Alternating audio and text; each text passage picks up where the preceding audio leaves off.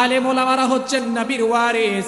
আলেমদেরকে থ্রেট দেওয়া হয়েছে, যদি কোরআনের তাফসীর সব কোরআনে যা আছে সব যদি বলে দেন তাহলে রিমান্ডে যেতে হবে, জেলে যেতে হবে।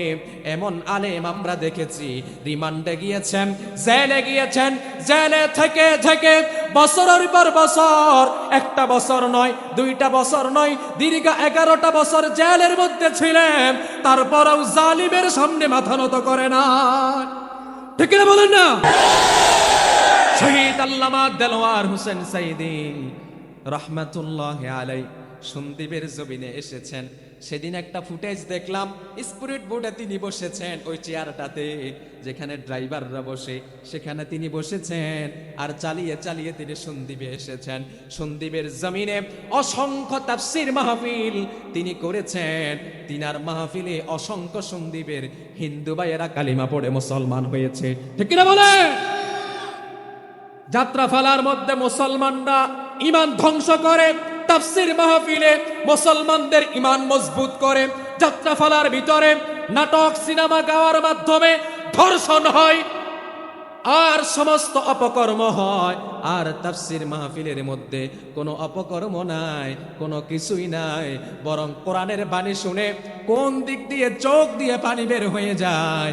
আর ঈমানটাকে কোরআন শুনতে শুনতে যিনি মজবুত করে দেয় তিনি কে? وَإِذَا تُلِيَتْ عَلَيْهِمُ الْقُرْآنُ زَادَتْهُمْ ঈমানা। আল্লাহ তাআলা বলছেন, মুমিনদের সামনে যখন কোরআন তেলাওয়াত করা হয়, মুমিনদের ঈমানকে যিনি বৃদ্ধি করে দেন, আওয়াজ দিয়ে বলেন তিনি কে? আল্লাহু আকবার বলেন। আমরা মুসলমানরা, ছোটরা কথা বলবে না, একদম চুপ।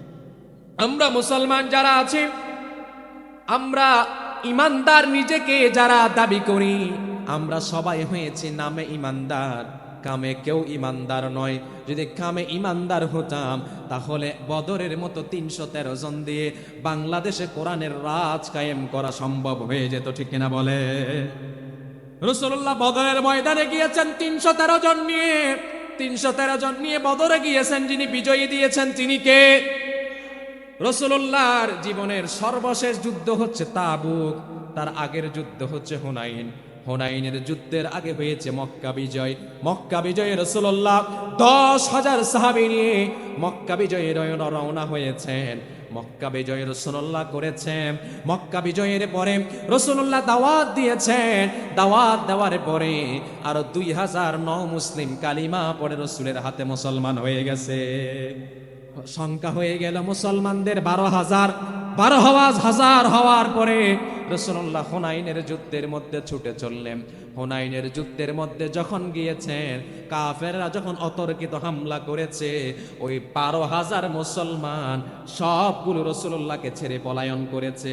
নাউজুবিল্লাহ বলবেন না? রাসূলুল্লাহ তখন দীপ্ত কণ্ঠে ঘোষণা করেছিলেন, ওই যে গাছের নিচে বায়াতের রিদওয়ান রাসূলুল্লাহর হাতে হাত রেখে যারা বলেছিলে জীবন যাবে, কল্লা যাবে, রক্ত যাবে, তারপরও বাতিলের সামনে মাথা নত করবে না, জীবন দিয়ে দিবে, মাল দিয়ে দিবে, তারপরও বাতিলের সামনে মাথা নত করবে না, এমন যারা বলেছিল আজকে তারা কোথায়? ঠিক তৎক্ষণাৎ জাদুল মাআদের মধ্যে পেলাম, ঠিক তৎক্ষণাৎ 12 জন সাহাবী এসেছে। আর ওই 12 জন সাহাবী নিয়ে রাসূলুল্লাহ হুনাইনের ময়দানে কাফেরদের বিরুদ্ধে যুদ্ধ করতে চলে গেলেন। আল্লাহর সাহায্য কামনা করলেন। আল্লাহ তাআলা আসমান থেকে রাসূলুল্লাহকে যিনি সাহায্য পাঠালেন, আওয়াজ দিয়ে মুহাব্বতের আওয়াজে বলেন তিনি কে? ওই 12 জন সাহাবী নিয়ে রাসূলুল্লাহ প্রায় 4000 কাফেরদের বিরুদ্ধে যুদ্ধ করার জন্য ছুটে চললেন। রাহমাতুল লিল আলামিনকে আল্লাহ আদেশ করলেন, ইয়া রাসূলুল্লাহ, ওই যে হুনাইনের জমিনে দেখতে পাচ্ছেন বালি, ওই বালিটা আপনার হাতে নেন। রাসূলুল্লাহ হাতে নিলেন, আর আল্লাহ আয়াত নাযিল করলেন, ওয়া মা রামাইতা ইয রামাইতা ওয়ালাকিন্নাল্লাহা রামা। রাসূলুল্লাহকে বললেন বালি হাতে নেন, রাসূলুল্লাহ বালি হাতে নিলেন। রাসূলুল্লাহর রাসূলুল্লাহর সাথে সৈন্য সংখ্যা রাসূলুল্লাহ সহ 12 জন, আর কাফেরদের সংখ্যা 4000-এর অধিক। ওই 4000-এর অধিকের বিরুদ্ধে 12 জন যুদ্ধে নেমেছে। রাসূলুল্লাহ মুষ্টি করে বালু নিলেন, বালু নিয়ে কাফেরদের দিকে নিক্ষেপ করলেন, আর প্রত্যেকে কাফেরের চোখে চোখে যিনি বালি পৌঁছিয়ে দিলেন, আওয়াজ দিয়ে বলেন তিনি কে? আল্লাহ তাআলা রাসূলুল্লাহকে 12 জনের বিনিময়ে বিজয়ী দান করেছেন। অতএব মুসলমানরা যতই বিজয়ী হয়েছে, সংখ্যা দিয়ে কোনোদিন বিজয়ী হয় নাই। মুসলমানরা বিজয়ী হয়েছে একটাই পাওয়ার, সেটা হচ্ছে ঈমানের পাওয়ার। আসসালামু আলাইকুম ওয়া রাহমাতুল্লাহি ওয়া বারাকাতুহু। আপনারা এখানে যারা আছেন একটু বিক্ষিপ্তভাবে বসেছেন, আমি একটু অনুরোধ করব একটু সামনে আসবেন। কিছুক্ষণ পরে দেখবেন পিছনে অনেক ভাইয়েরা এসে আমাদের প্যান্ডেল পরিপূর্ণ হবে। প্রিয় সন্দীপবাসী, আপনাদেরকে আমি সালাম দিয়েছি। আমি সালামের জবাব সবার পক্ষ থেকে পাই নাই, কয়েকজনের পক্ষ থেকে পেয়েছি। আমি সকলের পক্ষ থেকে সালামের উত্তর আশা করছি। আসসালামু আলাইকুম ওয়া রাহমাতুল্লাহি ওয়া বারাকাতুহু। ইন্নাল হামদালিল্লাহ إن الحمد لله الأكرم الذي خلق الإنسان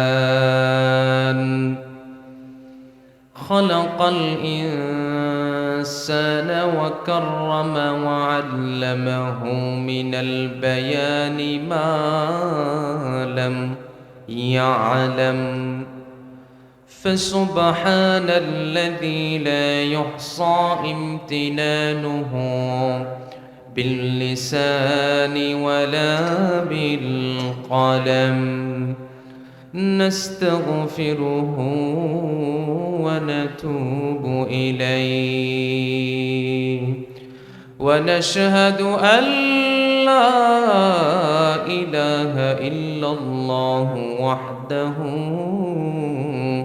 لا شريك له ونشهد أن سيدنا وحبيبنا ومولانا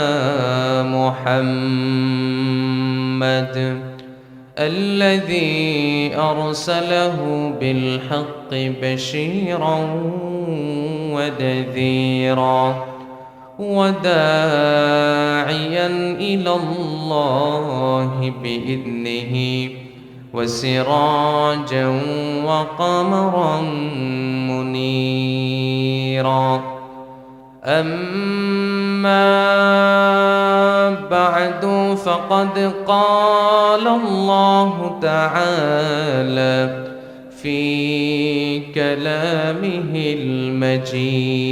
المجيد وفرقانه الحميد সবাই কোরআনের মহাব্বতে জবান খুলে পড়ি আউযু বিল্লাহি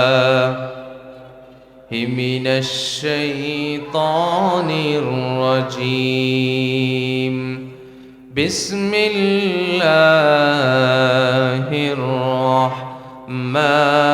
রাহমানির রাহিম ومن أعرض عن ذكري فإن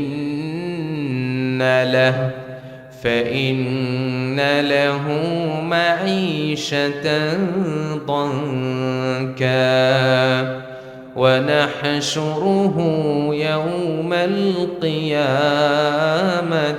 أعمى قال رب لم حشرتني أعمى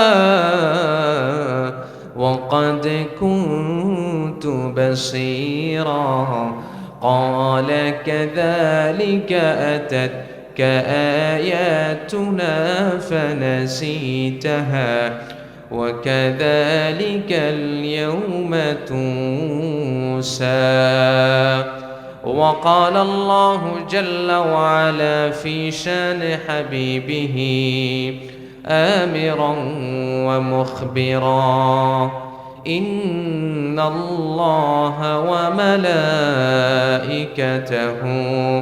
يصلون على النبي يا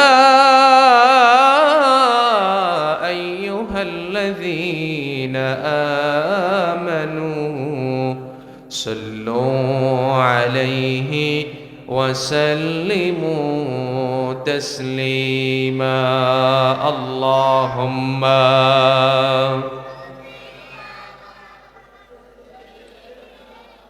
مولانا محمد وعلى آل سيدنا مولانا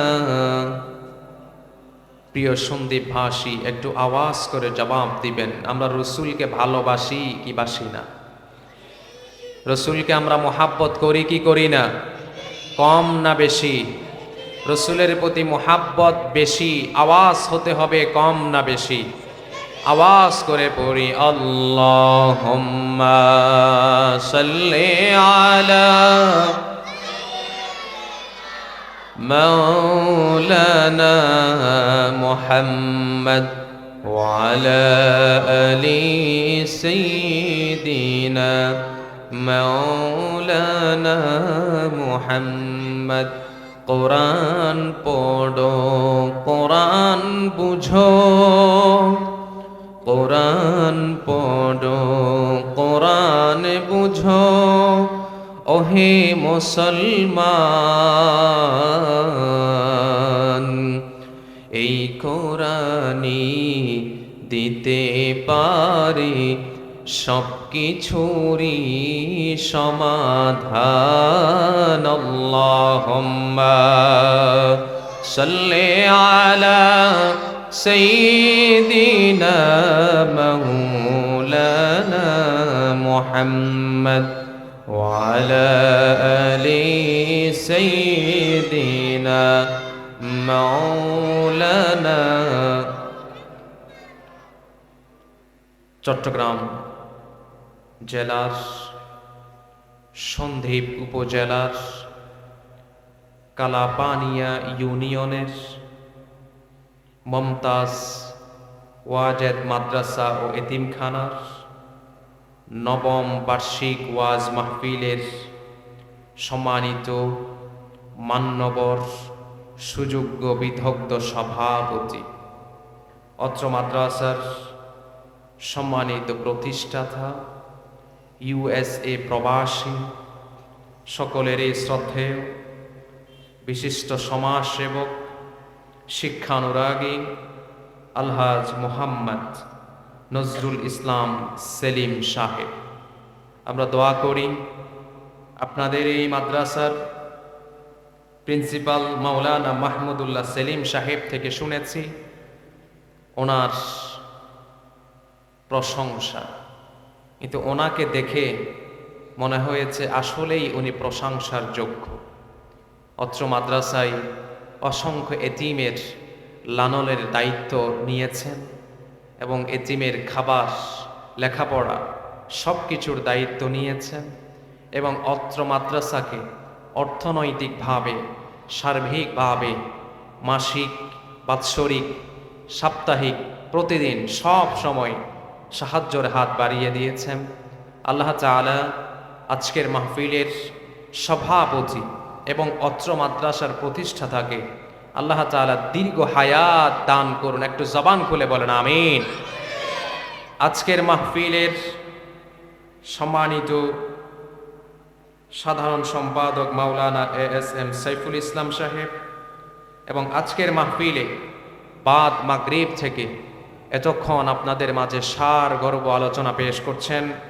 সুদূর চট্টগ্রাম শহর থেকে এসেছেন সুয়ালক বাজার কেন্দ্রীয় জামে মসজিদের সম্মানিত খতিব এবং বিশিষ্ট মিডিয়া আলোচক মুফাসসিরে কোরআন বিশিষ্ট ইসলামী চিন্তাবিদ লেখক ও গবেষক সকলেরই প্রিয় শ্রদ্ধাভাজন হযরত মাওলানা মুসলিউদ্দিন ফারুকী সাহেব প্রথম এই সন্দ্বীপে এসেছেন।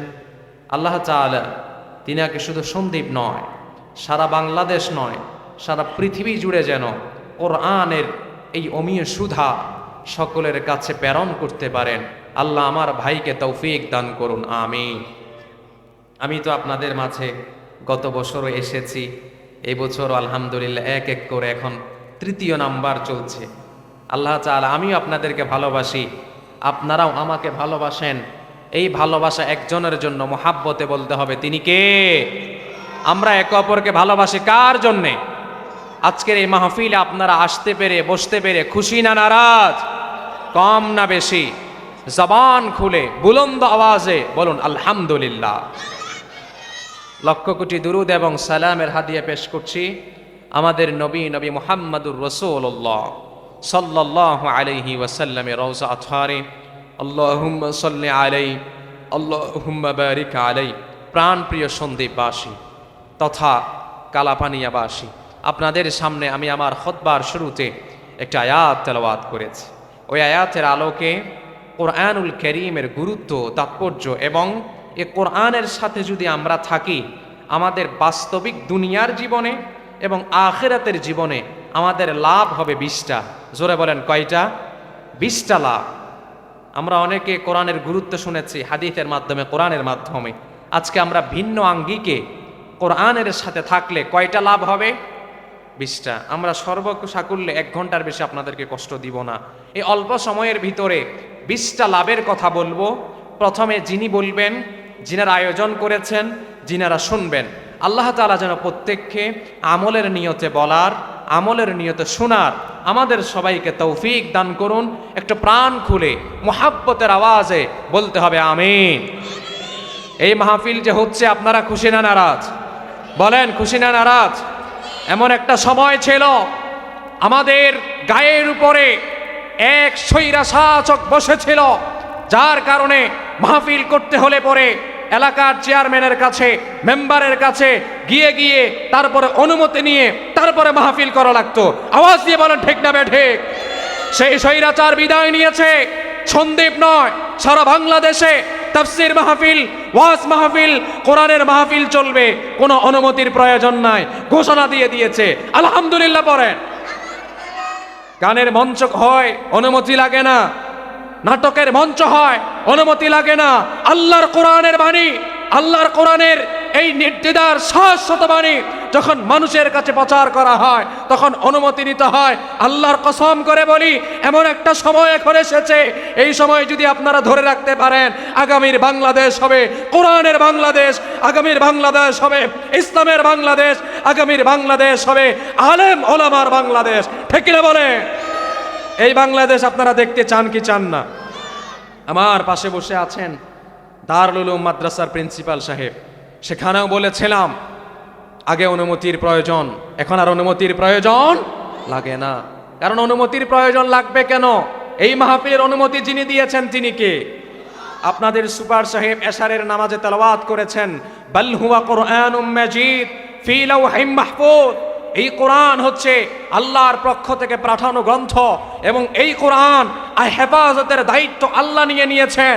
অতএব এই কোরআনকে যারা ধ্বংস করে দিতে আসবে, এই কোরআনের মাহফিলকে যারা বানচাল করে দিতে আসবে, ইতিহাস পড়ে দেখেন, যারাই কোরআনের মাহফিলকে বানচাল করতে এসেছে তারাই ইতিহাস থেকে মুছে গেছে। ঠিক কিনা বলে? আর যারা কোরআনের সাথে থেকেছে, কোরআনওয়ালাদেরকে সম্মান করেছে, আমাদের প্রতিষ্ঠাতা সাহেব সব সময় কোরআনওয়ালাদের সাথে আছেন, তিনার সম্মান, আমাদের সম্মান, যারাই কোরআনের সাথে থাকবে তাদের সম্মান আসমানে জমিনে যিনি বাড়িয়ে দিবেন তিনি কে? আর কোরআনওয়ালাদের সাথে যারা গাদ্দারি করবে তাদের অবস্থা হবে নমরুদের মতো, তাদের অবস্থা হবে ফেরাউনের মতো। আর তাদেরকে ইতিহাস থেকে তাদের গোষ্ঠী শুদ্ধা যিনি নির্মূল করে দিবেন তিনি কে? যে আল্লাহ গোষ্ঠী সহ সমাজে প্রতিষ্ঠা করতে পারেন, সে আল্লাহ আবার গোষ্ঠী সহ নির্মূল করতে পারে কি পারে না? আবু জাহেল রাসূলুল্লাহকে গালি দিয়েছে, রাসূলুল্লাহকে বলেছে আপনার গোষ্ঠী নির্মূল হয়ে যাক। আল্লাহ একই আয়াত নাযিল করে জানিয়েছেন মুহাম্মদ রাসূলুল্লাহর গোষ্ঠী নির্মূল হবে না, আওলাদ রাসূল থাকবে কিয়ামত পর্যন্ত। বরং রাসূলুল্লাহর দাওয়াতি প্ল্যাটফর্মকে, রাসূলুল্লাহর দাওয়াতি পদ্ধতিকে যারা স্তব্ধ করতে চাইবে তাদেরকেই কেবল আল্লাহ তাআলা গোষ্ঠী সুদ্ধা নির্মূল করে দিবে। ঠিক কিনা বলে? এই কোরআনের মাহফিল করতে কোনো অনুমতির প্রয়োজন, এই কোরআনের বাধা, এই কোরআনের মাহফিল, এই কোরআনের আলোচনা বাধা দেওয়া আজ থেকে শুরু হয় নাই, রসুলের সময়ও চলেছে। কিন্তু রসুলের সময় এই কোরআনকে তেলাওয়াতকে যখন বাধা দেওয়া হয়েছে, এই কোরআনের মাহফিলকে যখন বাধা দেওয়া হয়েছে, আল্লাহ তাআলা রসুলকে জানিয়ে দিলেন কোন সিস্টেমে বাধা দিবে আর পরিত্রাণের কি উপায়। রাসূলুল্লাহকে যিনি আয়াত নাজিল করে জানিয়ে দিয়েছেন, মনটা খুলে জবানটা খুলে মুহাব্বতে বলেন তিনি কে? আল্লাহ বলছেন ওয়াকালাল্লাযীনা কাফারু লা তাসমাউ লিহাযাল কুরআন ওয়ালগাউ ফীহি লাআল্লাকুম তাগলিবুন। ইয়া রাসূলুল্লাহ, আপনি কোরআনের দার্স দিচ্ছেন, আপনি কোরআন তেলাওয়াত করে সাহাবীদেরকে শোনাচ্ছেন, এটা কিন্তু সকলের কাছে ভালো লাগবে না। তারা কি করবে? ওয়ালগাউ ফীহি, আপনি যেখানে কোরআনের দার্স দিবেন তারা সেখানে গিয়ে হট্টগোল করবে, তারা সেখানে গিয়ে জোরে জোরে কথা বলবে, তারা এই কোরআনের মাজমাকে তারা ধ্বংস করে দেওয়ার চেষ্টা করবে। ওয়ালগাউ ফীহি, তারা সেখানে হট্টগোল করে সেখানে 146 দ্বারা জারি করে দিবে। কিন্তু কোরআনের মাহফিলে 146 দ্বারা জারি করে দিয়ে বক্তাকেও স্টেজে উঠতে দেয় না, শ্রোতাদেরকেও মাঠে উপস্থিত হতে দেয় না। ওদিকে আমরা বিগত সময়ে দেখেছি গানের মঞ্চ, নাটকের মঞ্চ, বড় বড় মেলাগুলোর মধ্যে পুলিশি প্রটোকল দিয়ে সেটাকে শেল্টার দিয়ে সেটাকে বাস্তবায়ন করেছে। আর কোরআনের মাহফিলগুলোকে স্বৈরাচার সরকার কোরআনের মাহফিলের ভিতরে 146 দ্বারা জারি করেছে। ঠিক কিনা বলেন না? তবে কি হয়েছে? 146 দ্বারা যখন জারি করত, আমাদেরকে যখন স্টেজে উঠতে দিত না, আমাদের পরে যারা বক্তা থাকতেন তাদেরকেও স্টেজে উঠতে দিত না। যদি মাহফিল কমিটিকে থ্রেট দিয়ে দেওয়া হতো, যদি মাহফিল বাস্তবায়ন করেন আগামীকাল একজনকেও ঘরে থাকতে দিব না। ও আমার ভাইয়েরা, এই থ্রেট রাসূলুল্লাহকেও দিয়েছে, সাহাবীদেরকেও দিয়েছে। তাদের মধ্যে ছিল ঈমান, তাদের মধ্যে ছিল আমল, সেটার জজবা যখন তারা অন্তরে লালন করতেন, তারা ওই সমস্ত কাফেরদের থ্রেট, কাফেরদের ধমককে তারা পরোয়া না করে তারা আল্লাহর কোরআনের বাণী, সাহাবীরা রাসূল সাল্লাল্লাহু আলাইহি ওয়াসাল্লাম আল্লাহর কোরআনের বাণী সকলের কাছে পৌঁছে দিয়েছেন। আর পৌঁছে দেওয়ার মাধ্যমে সারা পৃথিবীতে আজকে দেখতে পাচ্ছি এত মুসলমান বেড়ে গেছে। ঠিক তেমনি ভাবে আলেম ওলামারা হচ্ছেন নবীর ওয়ারিস। আলেমদেরকে থ্রেট দেওয়া হয়েছে, যদি কোরআনের তাফসীর সব কোরআনে যা আছে সব যদি বলে দেন তাহলে রিমান্ডে যেতে হবে, জেলে যেতে হবে। এমন আলেম আমরা দেখেছি রিমান্ডে গিয়েছেন, জেলে গিয়েছেন, জেলে থেকে থেকে বছরের পর বছর, একটা বছর নয়, 2টা বছর নয়, দীর্ঘ 11টা বছর জেলের মধ্যে ছিলেন, তারপরেও জালিমের সামনে মাথা নত করে না। ঠিক না বলেন না? শহীদ আল্লামা দেলোয়ার হোসেন সাইদি রহমাতুল্লাহি আলাইহি সন্দ্বীপের জমিনে এসেছেন। সেদিন একটা ফুটেজ দেখলাম, স্পিরিট বোর্ডে তিনি বসেছেন, ওই চেয়ারটাতে যেখানে ড্রাইভাররা বসে সেখানে তিনি বসেছেন, আর চালিয়ে চালিয়ে তিনি সন্দ্বীপে এসেছেন। সন্দ্বীপের জমিনে অসংখ্য তাফসীর মাহফিল তিনি করেছেন। তিনার মাহফিলে অসংখ্য সন্দ্বীপের হিন্দু ভাইয়েরা কালিমা পড়ে মুসলমান হয়েছে। ঠিক কিনা বলে? যাত্রাফালার মধ্যে মুসলমানরা ঈমান ধ্বংস করে, তাফসীর মাহফিলে মুসলমানদের ঈমান মজবুত করে। যাত্রাফালার ভিতরে নাটক সিনেমা গাওয়ার মাধ্যমে ধর্ষণ হয় আর সমস্ত অপকর্ম হয়। আর তাফসীর মাহফিলের মধ্যে কোনো অপকর্ম নাই, কোনো কিছুই নাই, বরং কোরআনের বাণী শুনে কোন দিক দিয়ে চোখ দিয়ে পানি বের হয়ে যায়। আর ঈমানটাকে কোরআন শুনতে শুনতে যিনি মজবুত করে দেয় তিনি কে? وَإِذَا تُلِيَتْ عَلَيْهِمُ الْقُرْآنُ زَادَتْهُمْ ঈমানা। আল্লাহ তাআলা বলছেন মুমিনদের সামনে যখন কোরআন তেলাওয়াত করা হয় মুমিনদের ঈমানকে যিনি বৃদ্ধি করে দেন, আওয়াজ দিয়ে বলেন তিনি কে? আল্লাহু আকবার বলেন। আমরা মুসলমানরা, ছোটরা কথা বলবে না, একদম চুপ। আমরা মুসলমান যারা আছি, আমরা ইমানদার নিজেকে যারা দাবি করি, আমরা সবাই হয়েছি নামে ইমানদার, কামে কেউ ইমানদার নয়। যদি কামে ইমানদার হতাম তাহলে বদরের মতো ৩১৩ জন দিয়ে বাংলাদেশে কোরআনের রাজ কায়েম করা সম্ভব হয়ে যেত, ঠিক কিনা বলে? রাসূলুল্লাহ বদরের ময়দানে গিয়েছেন ৩১৩ জন নিয়ে, ৩১৩ জন নিয়ে বদরে গিয়েছেন। যিনি বিজয়ী দিয়েছেন তিনি কে? রাসূলুল্লাহর জীবনের সর্বশেষ যুদ্ধ হচ্ছে তাবুক, তার আগের যুদ্ধ হচ্ছে হুনাইন। হুনাইনের যুদ্ধের আগে হয়েছে মক্কা বিজয়। মক্কা বিজয়ে রাসূলুল্লাহ ১০,০০০ সাহাবী নিয়ে মক্কা বিজয়ের রওনা হয়েছেন। মক্কা বিজয় রাসূলুল্লাহ করেছেন। মক্কা বিজয়ের পরে রাসূলুল্লাহ দাওয়াত দিয়েছেন। দাওয়াত দেওয়ার পরে আরো ২০০০ মুসলিম কালিমা পড়ে রাসূলের হাতে মুসলমান হয়ে গেছে। সংখ্যা হয়ে গেল মুসলমানদের ১২,০০০। ১২,০০০ হওয়ার পরে রাসূলুল্লাহ হুনাইনের যুদ্ধের মধ্যে ছুটে চললেন। হুনাইনের যুদ্ধের মধ্যে যখন গিয়েছেন, কাফেররা যখন অতর্কিত হামলা করেছে, ওই ১২,০০০ মুসলমান সবগুলো রাসূলুল্লাহকে ছেড়ে পলায়ন করেছে। নাউজুবিল্লাহ বলবেন না? রাসূলুল্লাহ তখন দীপ্ত কণ্ঠে ঘোষণা করেছিলেন, ওই যে গাছের নিচে বায়াতে রিদওয়ান রাসূলুল্লাহর হাতে হাত রেখে যারা বলেছিলে জীবন যাবে, কল্লা যাবে, রক্ত যাবে, তারপরও বাতিলের সামনে মাথা নত করবে না, জীবন দিয়ে দিবে, মাল দিয়ে দিবে, তারপরও বাতিলের সামনে মাথা নত করবে না, এমন যারা বলেছিল আজকে তারা কোথায়? ঠিক তৎক্ষণাৎ জাদুল মাআদের মধ্যে পেলাম, ঠিক তৎক্ষণাৎ ১২ জন সাহাবী এসেছে। আর ওই ১২ জন সাহাবী নিয়ে রাসূলুল্লাহ হুনাইনের ময়দানে কাফেরদের বিরুদ্ধে যুদ্ধ করতে চলে গেলেন। আল্লাহর সাহায্য কামনা করলেন। আল্লাহ তাআলা আসমান থেকে রাসূলুল্লাহকে যিনি সাহায্য পাঠালেন, আওয়াজ দিয়ে মুহাব্বতের আওয়াজে বলেন তিনি কে? ওই ১২ জন সাহাবী নিয়ে রাসূলুল্লাহ প্রায় ৪,০০০ কাফেরদের বিরুদ্ধে যুদ্ধ করার জন্য ছুটে চললেন। রাহমাতুল লিল আলামিনকে আল্লাহ আদেশ করলেন, ইয়া রাসূলুল্লাহ, ওই যে হুনাইনের জমিনে দেখতে পাচ্ছেন বালি, ওই বালিটা আপনার হাতে নেন। রাসূলুল্লাহ হাতে নিলেন আর আল্লাহ আয়াত নাযিল করলেন, ওয়া মা রামাইতা ইয রামাইতা ওয়ালাকিন্নাল্লাহা রামা। রাসূলুল্লাহকে বললেন বালি হাতে নেন। রাসূলুল্লাহ বালি হাতে নিলেন। রাসূলুল্লাহর রাসূলুল্লাহর সাথে সৈন্য সংখ্যা রাসূলুল্লাহ সহ ১২ জন, আর কাফেরদের সংখ্যা ৪,০০০-এর অধিক। ওই ৪,০০০-এর অধিকের বিরুদ্ধে ১২ জন যুদ্ধে নেমেছে। রাসূলুল্লাহ মুষ্টি করে বালু নিলেন, বালু নিয়ে কাফেরদের দিকে নিক্ষেপ করলেন, আর প্রত্যেকে কাফেরের চোখে চোখে যিনি বালি পৌঁছিয়ে দিলেন, আওয়াজ দিয়ে বলেন তিনি কে? আল্লাহ তাআলা রাসূলুল্লাহকে ১২ জনের বিনিময়ে বিজয়ী দান করেছেন। অতএব মুসলমানরা যতই বিজয়ী হয়েছে, সংখ্যা দিয়ে কোনোদিন বিজয়ী হয় নাই।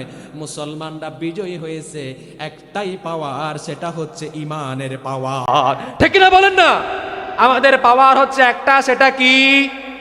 সেটা কি?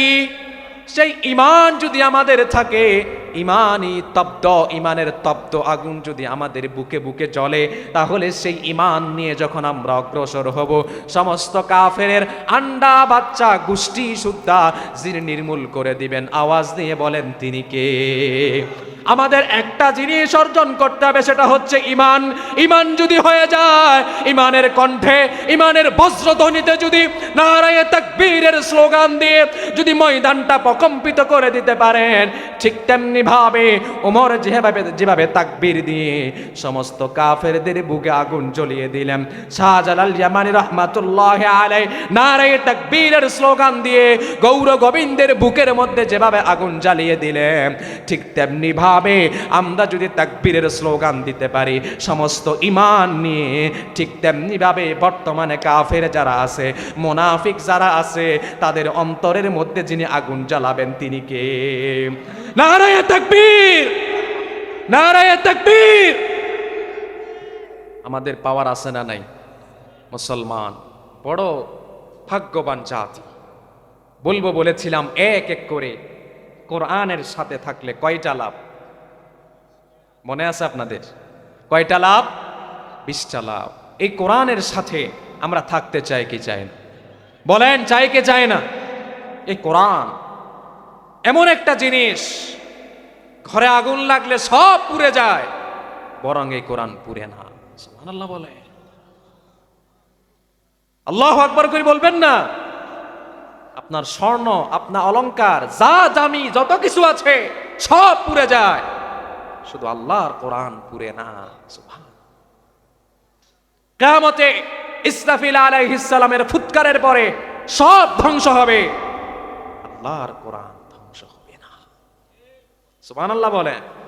ইন্না নাহনু নাযালনা যিকরা, এই কোরআন নাজিল করেছেন কে? ওয়া ইন্না লাহু লাহাফিজুন, এই কোরআনের হেফাজতের দায়িত্ব নিয়েছেন কে?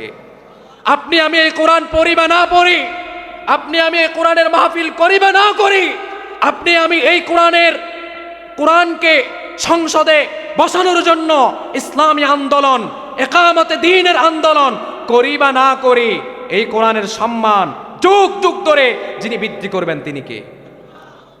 আপনি কোরআনের সাথে থাকেন বা না থাকেন। কোরআনের সাথে থাকলে লাভ কি আল্লাহর না আমাদের? কোরআনের সাথে যদি না থাকি লাভ, লস কি আল্লাহর না আমাদের? থাকলেও লাভ আমাদের, না থাকলে লসও আমাদের। অতএব আমরা কোরআনের সাথে থাকতে চাই কি চাই না? দাদার শাসন, বাবার শাসন, নিজের মন গড়া বানানো সনদ দিয়ে বাংলাদেশ চলতে দেখেছি। দাদারা বাবারা, রাসূলুল্লাহ কোরআন দিয়ে রাষ্ট্র পরিচালনা করেছেন, এটা অনেকবার শুনেছেন, কিন্তু বাস্তবে দেখেন নাই। আল্লাহর কাছে দোয়া করতে থাকেন, আল্লাহ যেন এই যে 24-এর গণ অভ্যুত্থান হয়েছে, এটার মাধ্যমে আগামী 25 বা 26 সালে যে নির্বাচন হবে, এই নির্বাচনের মাধ্যমে আল্লাহ যেন এমন একটি দলকে আগামীর বাংলাদেশের জন্য কবুল করেন, সেই দল শুধু একটা বলবে, আমার নেতার আদর্শ মানবে না, আমার দাদার আদর্শ মানবে না, আল্লাহর কোরআন দিয়ে রাষ্ট্র চলবে, মুহাম্মদুর রাসূলুল্লাহর সিরাত দিয়ে রাষ্ট্র চলবে। এরকম দলকে আমরা আগামীর সংসদে দেখতে চাই কি চাই না? আল্লাহ কবুল করুন। যেই বলবে কোরআন দিয়ে আগামীর বাংলাদেশ চালাবে, আমরা তাকেই ভোট দেব। ঠিক কিনা বলে? এখানে আমাদের কোনো দল নাই, আমাদের দল হচ্ছে একটা, আমাদের পরিচয় হচ্ছে একটা, আমরা মুসলমান। আমরা কি ভাই?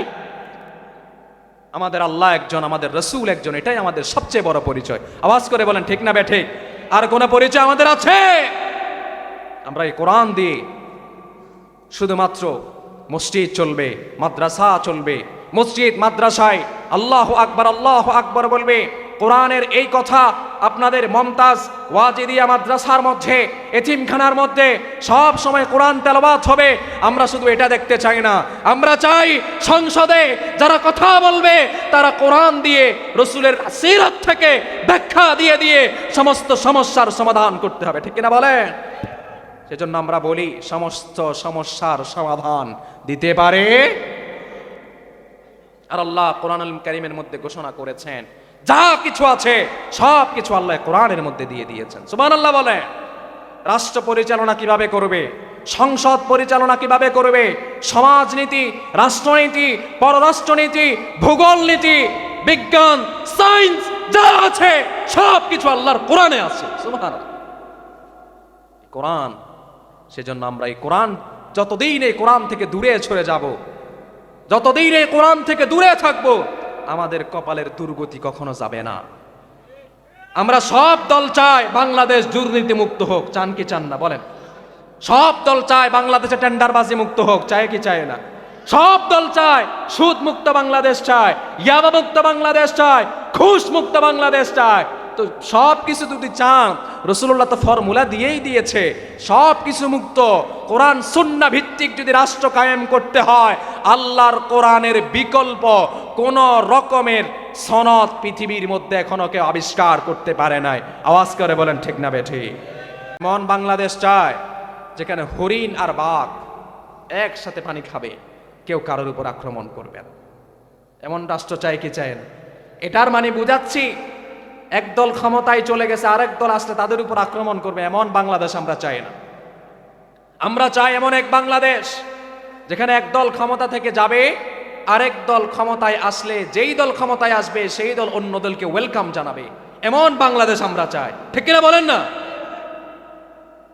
যদি ক্ষমতায় গিয়ে স্বৈরাচারের মতো 10 বছর 15 বছর থেকে জনগণের আন্দোলনের ভয়ে যদি পালাতে হয়, এমন সরকারকে আর বাংলাদেশ কখনো চাই না, ঠিক না বলেন? ছাত্রদের রক্তে রঞ্জিত করেছে আমার বাংলাদেশ। আলেমদেরকে থাকতে দেয় নাই, আলেমদেরকে মঞ্চে উঠতে দিত না। যারা ইসলামী আন্দোলন করে, একামতে দ্বীনের আন্দোলন করে, তাদেরকে ঘরে থাকতে দেয় নাই। শীতের বেলা খালে ঘুমিয়েছে, শীতের বেলা একেবারে নদীর তীরে গিয়ে ঘুমিয়েছে, রাত্রে ঘুমিয়েছে, চারদিকে পুলিশ এসে তাদেরকে হামলা করেছে, থাকতে দেয় নাই। শুনে রাখো সন্দীপের মুসলমান, আগামীর বাংলাদেশে এরকম স্বৈরাচারের মতো যারা আচরণ করবে, তাদের অবস্থাও এই ফ্যাসিস্ট স্বৈরাচারের মতো হবে ইনশাআল্লাহ, ঠিক কিনা বলেন? জন্য সাবধান হওয়ার দরকার আছে না নাই? আল্লাহ কবুল করুন, বলেন আমিন। কোরআনের সাথে থাকলে কয়টা লাভের কথা বললাম? জোরে বলেন, কয়টা? কয়টা কয়টা লাগবে বলেন? 20টা। 1 নম্বরে, কোরআন শিক্ষা গ্রহণ যে করে এবং কোরআন শিক্ষা যে দেয় সে আল্লাহর কাছে সবচেয়ে দামি। সুবহানাল্লাহ বল। কোরআন শিক্ষা দেয় আমাদের ওস্তাদেরা, আর কোরআন শিক্ষা গ্রহণ করে আমাদের ছাত্র ভাইয়েরা। অতএব এই কোরআন যারা শিখবে, এই কোরআন যারা মানবে, তারাই হচ্ছে আল্লাহর কাছে সবচেয়ে বেশি প্রিয়। সুবহানাল্লাহ বলবেন। আমরা আল্লাহর কাছে প্রিয় হতে চাই কি চাই না? যদি আল্লাহর কাছে প্রিয় হতে চায়, হয়তো কোরআন শিখবেন, না হলে কোরআন শিখাবেন, না হলে কোরআন শিখানোর ক্ষেত্রে সহযোগিতা করবেন। সহযোগিতাটা আপনার ছেলে দিয়ে হলে করবেন, আপনার মেয়ে দিয়ে হলে করবেন, অথবা অন্য এতিম বাচ্চা টাকার অভাবে পড়তে পারতেছে না, আপনার আত্মীয় স্বজন অনেকে আছে টাকার অভাবে পড়ালেখা করতে পারতেছে না, আপনি তাদেরকে এখানে এনে দেন। তাহলে আপনি একজন সন্তানকে কোরআন শিখানোর জন্য সহযোগিতা করেছেন। অতএব আগামীকাল যখন হাসরের মাঠে উপস্থিত হবেন, তখন ওই সন্তান যা শিখবে সব কিছু আপনি দেখতে পাবেন আপনার আমলনামার মধ্যে উঠে গেছে। তখন আপনি অবাক হয়ে যাবেন, কখনো তো কোরআন শিখলাম না, তারপরেও কোরআন শিখার সওয়াব আমার আমলনামার মধ্যে কিভাবে এলো?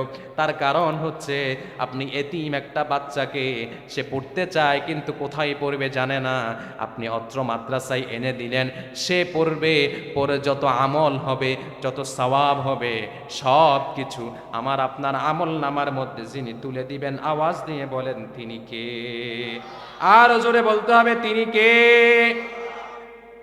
1 নম্বরে হচ্ছে কোরআন যে শিক্ষা করবে, আর কোরআন যে শিক্ষা দান করবে, সে একজন সত্তার কাছে প্রিয়। আওয়াজ দিয়ে বলেন তিনি কে? একটা হাদিস সবাই জানি, যেটা আমাদের নুরানিতে পড়ানো হয়, ছোট বাচ্চাদেরকে 1-2 পড়ানো হয়, খায়রুকুম মান তাআল্লামাল কুরআনা ওয়া আল্লামাহু। নবী করিম সাল্লাল্লাহু আলাইহি ওয়াসাল্লাম বলছেন, যে কোরআন শিখে এবং শিক্ষা দেয়, সে আল্লাহ তাআলার কাছে সবচেয়ে উত্তম বান্দা হিসাবে পরিণত হয়ে যায়। সুবহানাল্লাহ বলেন। আমরা আল্লাহর কাছে উত্তম বান্দা হতে চাই কি চাই না? আরো মুহাব্বতে বলেন, চাই কি চাই না? এই কোরআন শুধুমাত্র তেলাওয়াত করলে হবে না, এই কোরআন শুধুমাত্র শিক্ষা গ্রহণ করলে হবে না, বরং এই কোরআন সহি শুদ্ধভাবে পড়তে হবে। আর যদি সহি শুদ্ধভাবে না পড়ি, তাহলে এই কোরআনই কেবল আমাদের উপর লানত করবে। নাউজুবিল্লাহ বলেন।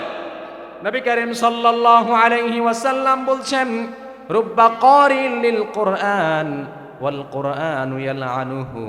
কোরআনের অনেক পাঠক আছে, কিন্তু পাঠক কোরআন তেলাওয়াত করে, কিন্তু সেই কোরআনে আমাদেরকে বলে আমাকে যারা পাঠ করতেছো আমাকে তোমরা পড়িও না, কারণ আমাকে তোমরা যদি অশুদ্ধভাবে পড়ো আমার ভালো লাগে না। অতএব কোরআন এভাবে করে বলতে থাকে। আর রাসূলুল্লাহ বলেছেন যারা কোরআনকে অশুদ্ধ পড়বে তাদের উপরে কোরআন সরাসরি লানত করবে। নাউজুবিল্লাহ বলে। প্রিয় ভাইয়েরা, আপনাদের অনেকের বয়স 60, অনেকের বয়স 70 হয়েছে, কিন্তু আমরা অনেকে আছি এখনো কোরআন শুদ্ধ করে পারি না। কোরআন যদি শুদ্ধ করে না পারি নামাজ হবে আগে তেলাওয়াত যদি শুদ্ধ না হয় হাজারো সাজদা দিয়ে কোনো লাভ। সেজন্য কোরআনটাকে যেন আমরা শুদ্ধ করতে পারি। আল্লাহ আমাদেরকে তৌফিক দান করুন, বলেন আমিন। শুদ্ধ করে কোরআন তেলাওয়াত করলে লাভ আছে না নাই বলেন? আল্লাহ তাআলা বলছেন ওয়ারাতিলিল কুরআনা তারতিলা। আল্লাহ তাআলা বলছেন তোমরা কোরআনকে শুদ্ধ করে সুন্দরভাবে যেভাবে কোরআন পড়ার দরকার ঠিক তেমনি ভাবে তোমরা কোরআন তেলাওয়াত করতে থাকো। পড়েন সুবহানাল্লাহ। নবী করিম সাল্লাল্লাহু আলাইহি ওয়াসাল্লাম বুখারীর এক হাদিসের বর্ণনায় নবী করিম সাল্লাল্লাহু আলাইহি ওয়াসাল্লাম বলছেন হাসিনুল কুরআনা বিআসওয়াতিকুম ফাইন্নাস সাউতাল হাসানাল ইয়াজিদু। নবী করিম সাল্লাল্লাহু আলাইহি ওয়াসাল্লাম বলছেন তোমরা কোরআনকে সুন্দরভাবে তেলাওয়াত করো, আর কোরআনের তেলাওয়াত করি যারা আছে তাদেরকে রাসূলুল্লাহ বলছেন তোমাদের যত সুর আছে সব দিয়ে কোরআন তেলাওয়াত করো। কেননা কোরআনকে সুর দিয়ে যত বেশি পাঠ করা হয় তত বেশি আমাদের মজা লাগে, কি লাগে না? আপনি সূরা ফাতিহা শুনলেন আপনাদের এই মাদ্রাসা মসজিদে, সেই একই ফাতিহা আপনি যদি কাবার মধ্যে শুনেন ভিন্ন রকমের মজা আছে না নাই? সেই ফাতিহা যদি আবার মদিনাতে শুনেন মজা আছে না নাই? একই সূরা, একই আল্লাহর কালাম, কিন্তু এটা একজনের মুখে শুনলে একরকম মজা লাগে। যেভাবে গরু জব করলে গরুর নালা এক রকমের মজা, কলিজা এক রকমের মজা, কিন্তু গরু একটা, নাউজুবিল্লাহ আমি তুলনা করছি না, শুধু স্বাদটা বুঝাচ্ছি। এই কোরআন এমন একটা গ্রন্থ যেটার আপনি যেদিক দিয়ে মন চায় সেদিক দিয়ে আমাকে আপনাকে তেলাওয়াত করতে যিনি বলেছেন তিনি কে? ওয়ালাকাদ ইয়াসসারনাল কুরআনা লিযিকরি ফাহাল মিন মুদ্দাকির। আল্লাহ তাআলা বলছেন তোমরা এই কোরআন তেলাওয়াত করো, কারণ আমি আল্লাহ তাআলা এই কোরআন তেলাওয়াত করার জন্য সহজ করে দিয়েছি। সুবহানাল্লাহ বলেন। এই কোরআন সহজ না কঠিন? কথা বলে না, সহজ না কঠিন? ঘোষণাকার আল্লাহ যেহেতু বলেছে এই কোরআন সহজ, অতএব আমরা যদি কঠিন মনে করে এই কোরআন না পড়ি তাহলে সরাসরি আল্লাহর কোরআনের বিরোধিতা করব। অতএব সহজ মনে করে যারা এই কোরআন পারি না আজকের মাহফিল থেকে শপথ নিব এই কোরআন শিখে কেবল আমরা কবরে যাব ইনশাআল্লাহ। আল্লাহ আমাদের সবাইকে কোরআনকে সহি শুদ্ধভাবে তেলাওয়াত করবার তৌফিক দান করুন। মুহাব্বতে বলতে হবে আমিন। নবী করিম সাল্লাল্লাহু আলাইহি ওয়াসাল্লাম কোরআন তেলাওয়াত শুদ্ধভাবে করার সাথে সাথে, আরে কোরআনের সাথে যদি আমরা থাকি 3 নাম্বার লাভ হচ্ছে কোরআনকে সুন্দর করে পড়ার সাথে সাথে কোরআনের গুরুত্ব বুঝে তারপরে কোরআন পড়বেন, তাহলে কোরআন পড়তে মজা লাগবে কি লাগবে না? যদি আপনাকে চাকরি করলেন, চাকরি যখন করবেন তখন যদি আপনাকে আগে জানিয়ে দেওয়া হয় আপনার বেতন এত, তখন আপনার চাকরিটা করতে বেশি ভালো লাগে, ঠিক কিনা বলেন না? ঠিক তেমনি ভাবে আপনি যখন কোরআন তেলাওয়াত করবেন, কোরআন তেলাওয়াত করলে কি সওয়াব হবে সেটা আমাকে আপনাকে যিনি জানিয়ে দিয়েছেন মুহাব্বতের আওয়াজে বলেন তো তিনি কে? নবী করিম সাল্লাল্লাহু আলাইহি ওয়াসাল্লাম চমৎকার এক হাদিসের মাধ্যমে নবী করিম সাল্লাল্লাহু আলাইহি ওয়াসাল্লাম আমাদেরকে জানিয়ে দিচ্ছেন আমরা যখন পড়ি আলিফ লাম মিম, এটার মাধ্যমে রাসূলুল্লাহ বলছেন আলিফ লাম মিম, এটা যেই ব্যক্তি পড়বে তার আমলনামার মধ্যে 30 নেকি হয়ে যাবে। আমাদের মনে করার কারণ নাই, রাসূলুল্লাহ বলছেন বাল আলিফু হারফুন ওয়া লামু হারফুন ওয়া মিমু হারফুন। আলিফ একটা হরফ, লাম একটা হরফ, মিম আর একটা হরফ। যে ব্যক্তি আলিফ লাম মিম বলবে আল্লাহ তাআলা সেই ব্যক্তির আমলনামার মধ্যে 30টা নাকি দিয়ে দিবে। রাসূলুল্লাহ সাল্লাল্লাহু আলাইহি ওয়াসাল্লাম বলছেন শুধুমাত্র 30 নেকি নয়, সামনে রমাদান আসতেছে, এই কোরআনের আলিফ যদি মুখ দিয়ে উচ্চারণ শুধু বের করেন রমাদানের বাহিরে পাবেন 10 নেকি। রমাদানের মধ্যে কোরআনের আলিফ লাম মিম যদি আমি পড়ি 70 একটা হরফ তেলাওয়াত করলে এক হরফে যিনি 70 নেকির সওয়াব দিবেন তিনি কে? সুবহানাল্লাহ বলেন না। অতএব আমরা যারা মুসলমান আছি রমাদানকে আমরা শুধুমাত্র কোরআন তেলাওয়াতের মাধ্যম বানিয়ে সারা বছর আর কোরআন তেলাওয়াত করি না। ও আমার ভাইয়েরা, এই কোরআন শুধুমাত্র রমাদানে তেলাওয়াত করার জন্য আসে নাই। এই কোরআন আমরা যারা মুসলমান আমাদের দৈনন্দিন জীবনে কোরআন তেলাওয়াত করার দরকার আছে না নাই? সব সময় কোরআন তেলাওয়াত করতে হবে। সুবহানাল্লাহ বলে। আমরা সব সময় কোরআন তেলাওয়াত করতে চাই কি চাই না? আর মুহাব্বত আওয়াজে বলেন চাই কি চাই না? এই কোরআনের সাথে যদি আপনি থাকেন, দেখেন আমরা অনেক সময় মানুষদেরকে হিংসা করি কি করি না? হারাম না হালাল? কথা বলে না, হারাম না হালাল? এটা জানেন না আপনারা? জানার তো কথা। আমরা যে মানুষদেরকে হিংসা করি এটা হালাল না হারাম? কিন্তু আল্লাহ তাআলা আমাদেরকে দুইটা জায়গায় হিংসা করা জায়েজ করে দিয়েছেন। সুবহানাল্লাহ বলেন। সব জায়গায় হিংসা করা না জায়েজ, কিন্তু রাসূলুল্লাহ আমাদেরকে জানিয়ে দিয়েছেন দুইটা স্থানের মধ্যে হিংসা করা জায়েজ। সুবহানাল্লাহ বলেন না। আল্লাহু আকবার বলেন। খুশি হন নাই? খুশি হয়েছেন কি হন নাই? হিংসা তো সবার করতে মন চায়, কারণ মানব জাতি যারা তাদের মধ্যেই হিংসা আছে না নাই? কিন্তু হিংসা জায়েজ না হারাম? কিন্তু দুইটা জায়গার মধ্যে হিংসা করার জন্য স্বয়ং রাসূলুল্লাহ আমাদেরকে উপদেশ দিয়েছে। নবী করিম সাল্লাল্লাহু আলাইহি ওয়াসাল্লামের হাদিস, লা হাসাদা, হিংসা করা হারাম, হিংসা করা যাবে না, ইল্লা ফি ইথনাইন, দুইটা জায়গার মধ্যে। এখানে ইল্লা হরফে ইস্তিসনা দিয়ে রাসূলুল্লাহ সরাসরি আলাদা করে দিয়েছেন।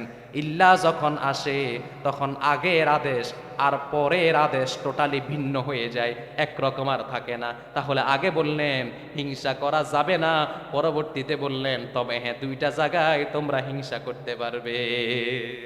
সুবহানাল্লাহ বলেন। দুইটা জায়গার মধ্যে কোন কোন জায়গা শুনবেন কি শুনবেন না? এক নাম্বার হচ্ছে রাজুলুন আতাহুল্লাহুল কুরআন ফাহুয়া ইয়াকুমু বিহি আনা আল-লাইল ওয়া আনা আন-নাহার। নবী করিম সাল্লাল্লাহু আলাইহি ওয়াসাল্লাম বলছেন কোন ব্যক্তি খুব সুন্দর করে কোরআন তেলাওয়াত করতে পারে, তার কোরআন তেলাওয়াত শুনে আপনার অন্তর কাঁদে, হায়রে আমিও যদি তার মতো একটি কোরআন তেলাওয়াত করতে পারতাম। কোন ব্যক্তি খুব সুন্দর করে কোরআন তেলাওয়াত করতে পারে, কোরআন তেলাওয়াতের বেশি মুখস্থ থাকার কারণে রাতের পর রাত দিনের পর দিন শুধু কোরআন তেলাওয়াতই করতে থাকে। বাসে উঠে সেখানেও পড়ে, ঘুমাইতে যায় কোরআন তেলাওয়াত করতে করতে ঘুমাইতে যায়, কারণ তার অন্তরের মধ্যে কোরআন আছে না নাই? আপনি তার প্রতি একটু হিংসা করে বলতে পারবেন, হায়রে ভাই তুমি এভাবে কোরআন তেলাওয়াত করো, আমি কেন পারি না? সুবহানাল্লাহ বলেন। আপনি তখন হিংসা করতে পারবেন। সুবহানাল্লাহ কি বলবেন না? তাহলে হিংসা একটা জায়গায় করবেন, জায়েজ হয়ে গেল না? সুবহানাল্লাহ বলেন। তাহলে এই জায়গায় সব সময় হিংসা করবেন। একজন কোরআন তেলাওয়াত করতে পারে, যতক্ষণ আপনি তার মতো কোরআন তেলাওয়াত করতে পারবেন না ততক্ষণ শুধু তার পিছনেই দৌড়াবেন। পারবেন না ইনশাআল্লাহ? কোন ব্যক্তির টাকা আছে, আমরা শুধু তার পিছনে দৌড়াই, টাকা কিভাবে নেওয়া যায়, কিন্তু সে কোরআন তেলাওয়াত করতে পারে। টাকা তো দুনিয়া, এই কোরআন তেলাওয়াত শুধুমাত্র দুনিয়ার জন্য লিমিটেড না, এটা আখিরাতের জন্যই।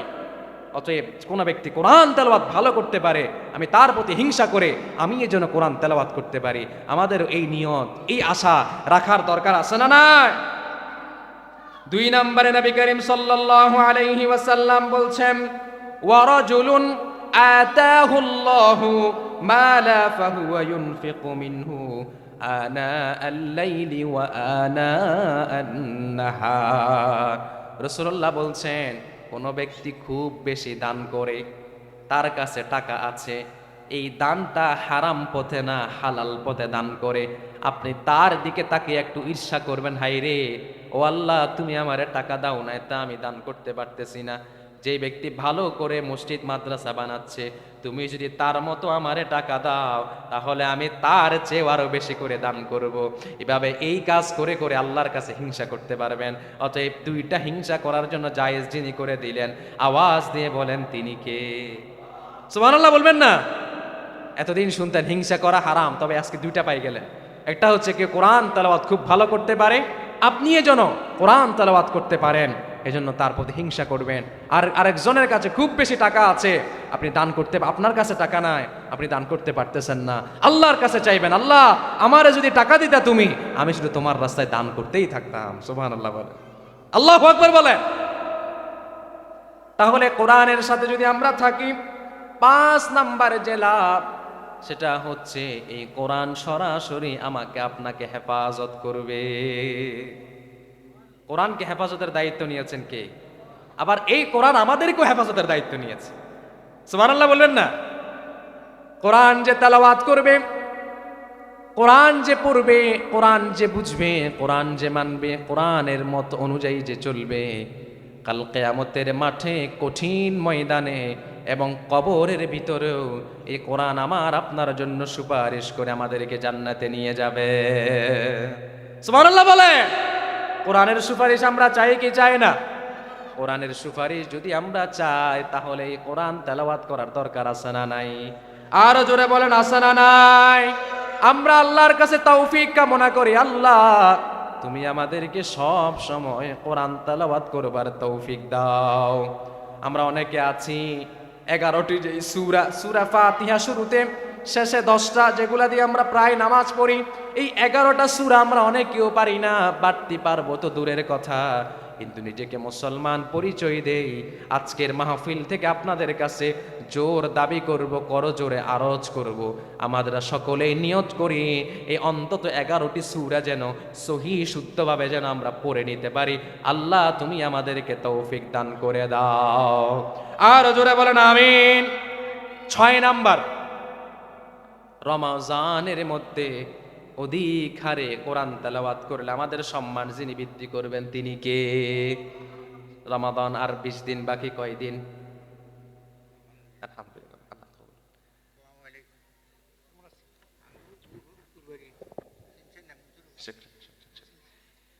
আমার প্রিয় ভাইয়েরা, গভীর মনোযোগ আছে না নাই?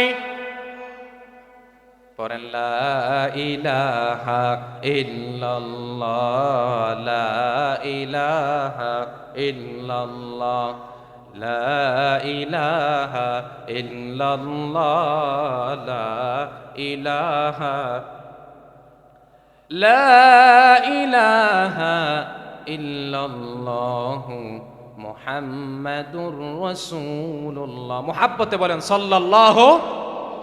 রমাদানের আর কয়দিন বাকি? জোরে বলেন কয়দিন? আজকে চলে শাবানের 10 তারিখ, আর মাত্র 20 বা 19 দিন পরে রমাদান চলে আসতেছে। এই রমাদানের কোরআন পড়ার দরকার আছে না নাই? এই কোরআন, এই আগামী রমাদানকে টার্গেট করেন। আমার মুরব্বী বাবারা, ইয়াং যুবক ভাইয়েরা, জীবনে অনেক রমাদান পেয়েছেন, আমিও পেয়েছি, কিন্তু অনেকের ভাগ্যে হয় নাই পুরা 30 দিনে কোরআনকে একবার খতম করার। কিন্তু আগামীতে পরিকল্পনা করেন 30টা রমাদানে এক পারা করে, 30 দিনে 30 পারা কোরআন একসাথে মিলে যেন পুরা কালামুল্লাহ শরীফ আমরা খতম করতে পারি। আল্লাহ তুমি আমাদেরকে তৌফিক দাও। আর জোরে বলেন আমিন। আমার প্রিয় ভাইয়েরা, এই কোরআন রমাদানে যারা কোরআন তেলাওয়াত করবে, কোরআন কেবল তাদের জন্য সুপারিশকারী হয়ে যাবে। নবী করিম সাল্লাল্লাহু আলাইহি ওয়াসাল্লামের চমৎকার হাদিস, আসসিয়ামু ওয়াল কুরআন ইয়াশফাআনে, সিয়াম এবং কোরআন মানুষের জন্য সুপারিশকারী হয়ে যাবে। মুহাব্বতে বলবেন না সুবহানাল্লাহ? আমরা রোজা রাখি কি রাখি না? কোরআন তেলাওয়াত করি কি করি না? এই রোজা এবং কোরআন আমাদের জন্য কাল কিয়ামতের মাঠে সুপারিশকারী হয়ে যাবে। কোরআন আল্লাহর কাছে বলবে, আল্লাহ তোমার এই বান্দা সেহরি খেতে উঠেছে, আগে ভাগে উঠে গেছে, তাহাজ্জুদে দাঁড়িয়েছে, তাহাজ্জুদে দাঁড়িয়ে কোরআন তেলাওয়াত করে তাহাজ্জুদের নামাজ পড়েছে, তাহাজ্জুদের নামাজ পড়ার পরে কিছুক্ষণ কোরআন তেলাওয়াত করেছে, তারপরে আবার সেহেরি খেয়েছে, আবার সেহেরি খেয়ে ফজরের নামাজ পড়লো, আবারও কোরআন তেলাওয়াত করলো, কিছুক্ষণ ঘুমালো, চাকরি বাকরিতে গেল, চাকরি বাকরি শেষ করে এসে ইফতারের আগ মুহূর্তে আবার বসে বসে কোরআন তেলাওয়াত করেছে। শুধু তাই নয়, ইফতার করলো, মাগরিবের সালাত আদায় করলো, মাগরিবের সালাত আদায় করে বাসায় এসে কিছুক্ষণ রেস্ট করলো, আবার এশারের আজান শুনে মসজিদে চলে গেল, তারাবিতে দীর্ঘক্ষণ দাঁড়িয়ে দাঁড়িয়ে কালামুল্লাহ শরীফ শুনেছে। কোরআন বলবে, আল্লাহ, যে বান্দা আমাকে পড়েছে, যে বান্দা আমাকে শুনেছে, যেই বান্দা আমাকে দেখেছে, অতএব তুমি আল্লাহ তাআলা কখনোই সেই বান্দাকে আগুনে দিতে পারবে না। কোরআন যখন এভাবে করে আল্লাহর কাছে সুপারিশ করবে, সাথে সাথে আল্লাহ কোরআনের সুপারিশ শুনে আমাদেরকে যিনি জান্নাত দিয়ে দিবেন, আওয়াজ দিয়ে মুহাব্বতের আওয়াজে বলেন তো তিনি কে? আল্লাহু আকবার বলেন। কেমন কথা! শুধু কোরআন নয়, শ্যামও ঠিক একইভাবে বলবে। শ্যাম বলবে, আল্লাহ, তোমার এই বান্দা দিনের বেলা পানাহার করে নাই, দিনের বেলা কখনো কিছু খাই নাই, দিনের বেলা স্ত্রী সহবাস করে না, স্ত্রীর কাছে যায় না, স্ত্রী থেকে দূরে থেকেছে, শুধুমাত্র আমি রোজাকে রেখেছে স্বয়ং সম্পূর্ণভাবে, মুখ দিয়ে মিথ্যা কথা বলে নাই, কান দিয়ে খারাপ কিছু শুনে নাই, চোখ দিয়ে খারাপ কিছু দেখে নাই, দিনের বেলা রোজা রেখেছে। অতএব তুমি আল্লাহ তাআলা আজকের এই কিয়ামতের ময়দানে তোমার এই বান্দাকে জাহান্নামে দিতে পারবে না, তোমার এই বান্দাকে তুমি জান্নাতে হিসাবে কবুল করে নাও। আল্লাহ সিয়ামের রোজার সুপারিশ শুনে আল্লাহ তাআলা আমাদেরকে জান্নাতের মধ্যে প্রবেশ করিয়ে দিবে। আল্লাহু আকবার বলেন।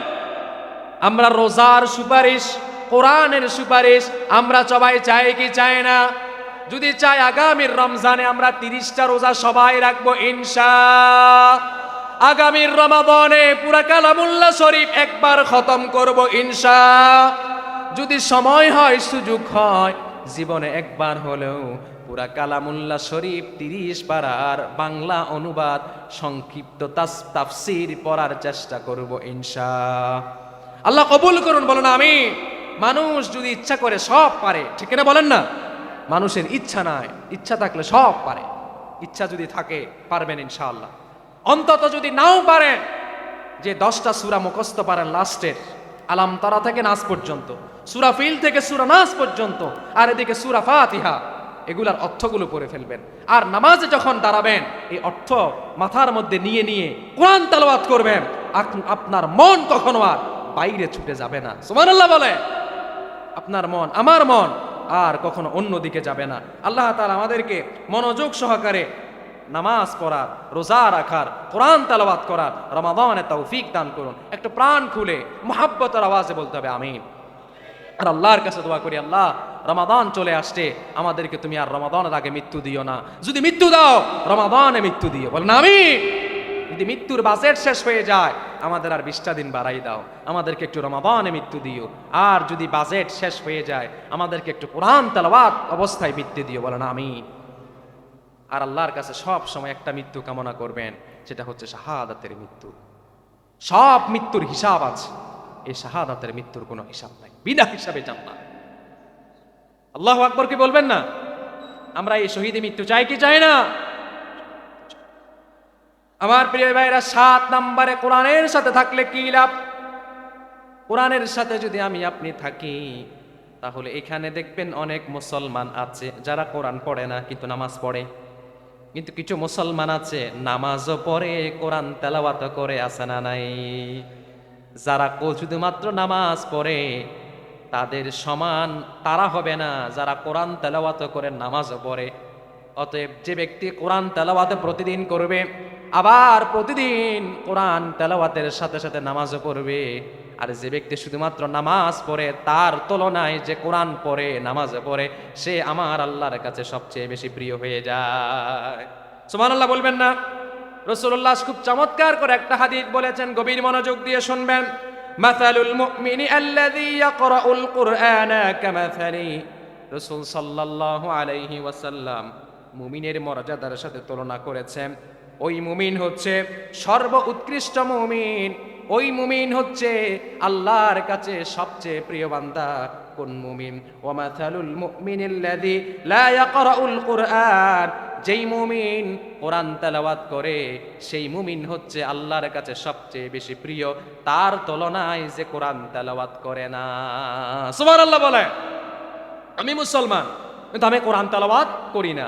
আরেকজন মুসলমান ডেইলি কোরআন তেলাওয়াত করে, যে কোরআন তেলাওয়াত করে না তার চেয়ে যে কোরআন তেলাওয়াত করে সে আল্লাহর কাছে বেশি প্রিয় হয়ে যায়। আমরা আল্লাহর কাছে প্রিয় হতে চাই কি চাই না?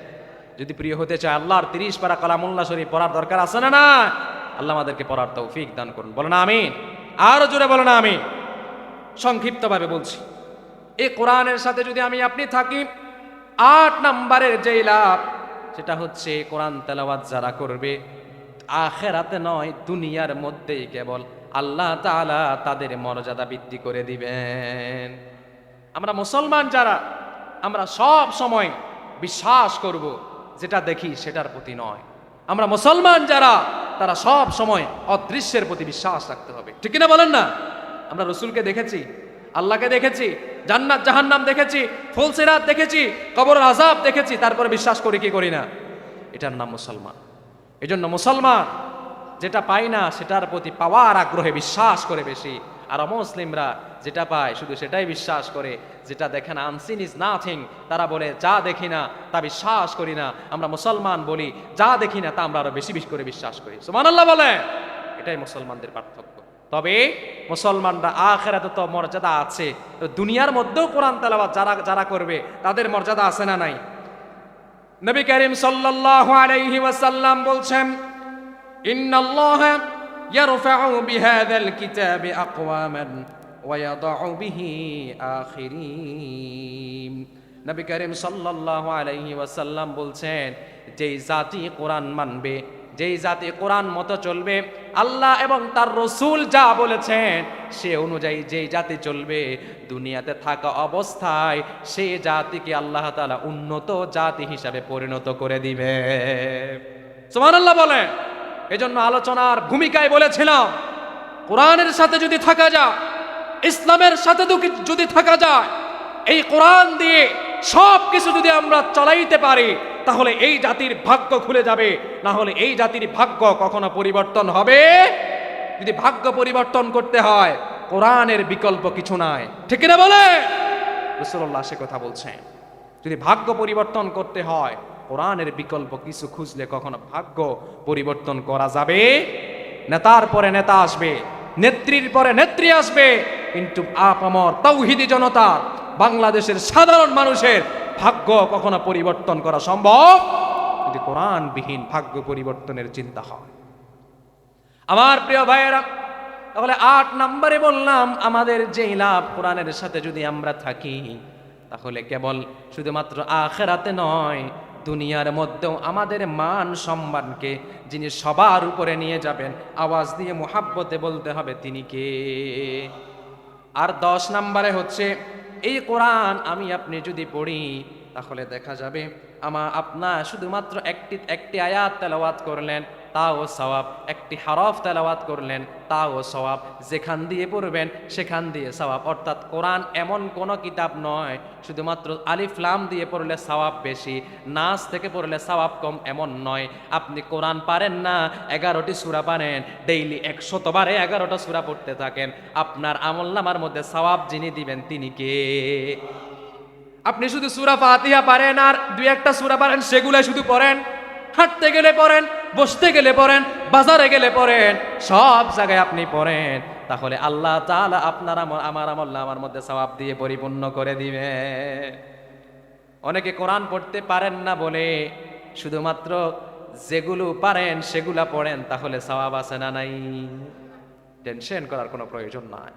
রাসূলুল্লাহ তো ঘোষণা করেই দিয়েছেন, কোন ব্যক্তি কোরআন তেলাওয়াত করতে পারে না, সে ব্যক্তি কোরআন যখন তেলাওয়াত করে একটু মুখে বেজে যায়, যখন পড়ে একটু পড়তে কষ্ট হয়।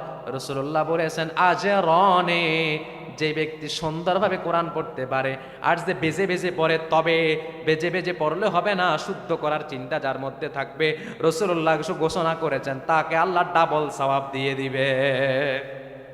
সুবহানাল্লাহ বলবেন না? অতএব কোরআন তেলাওয়াত করতে পারি না, পারার চেষ্টা করার দরকার আছে না নাই? চেষ্টা যদি করি ডাবল সওয়াব যিনি দিবেন তিনি কে? কি উৎসাহ আল্লাহ আমাদেরকে করতেছেন, সুবহানাল্লাহ বলবেন না? সওয়াবের কথা বললে এখন আপনি চিন্তা করেন সওয়াব দিয়ে কি করব, টাকাই তো দরকার।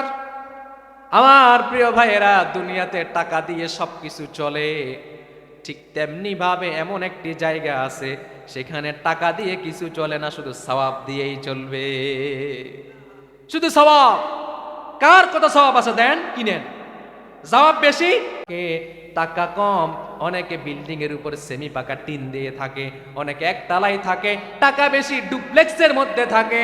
ঠিক তেমনি ভাবে কাল কিয়ামতের ময়দানে যার আমলনামা বেশি হবে তার জন্য দুনিয়ার ডুপ্লেক্স নয়, তার চেয়ে আরো সুন্দর জান্নাত যিনি রেডি করে রেখেছেন তিনি কে?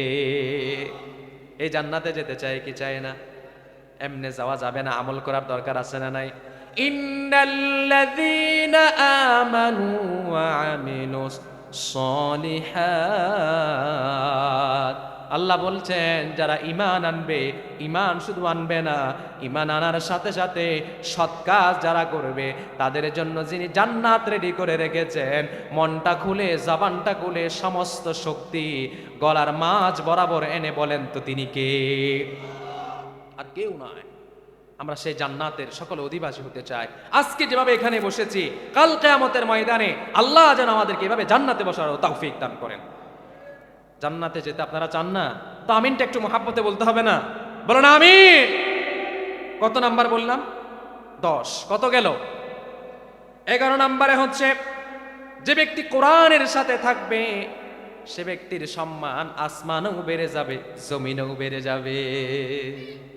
সুবহানাল্লাহ বলবেন না? আমাদের সম্মান জমিনে বেড়ে যাক আমরা চাই কি চাই না? আসমানেও বেড়ে যাক আমরা চাই কি চাই না?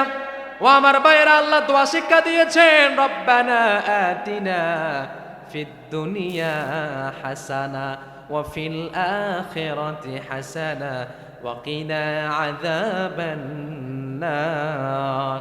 আল্লাহ আমাদেরকে দোয়া শিক্ষা দিয়েছেন, আল্লাহর কাছে দোয়া করি, আল্লাহ তুমি আমাদেরকে দুনিয়ার মধ্যে আগে উত্তম দাও, তারপরে আখিরাতে দাও। সুবহানাল্লাহ বলবেন না? এই দোয়া শিক্ষা দিছে কে? তাহলে দুনিয়াও দরকার, আখিরাতও দরকার আছে না নাই?